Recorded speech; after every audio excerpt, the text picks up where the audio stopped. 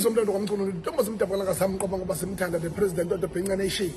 inxusa laka JAC halfway motors in Bishopston na kanjani nansi inkosi yamaveni uJAC ifikile qathatha njengamanje umuzi uyakhula JAC halfway motors Zululand Northern Zululand na kanjani ke makhuluma ngeNorthern Zululand ukhuluma ngo Mkhanyakude ukhuluma ngeZululand uqobo ukhuluma ngeKingcetshwayo empangeni ngomhla ka18 ngesabatha lolaleli esiyakulona uJAC halfway motors Northern Zululand uyava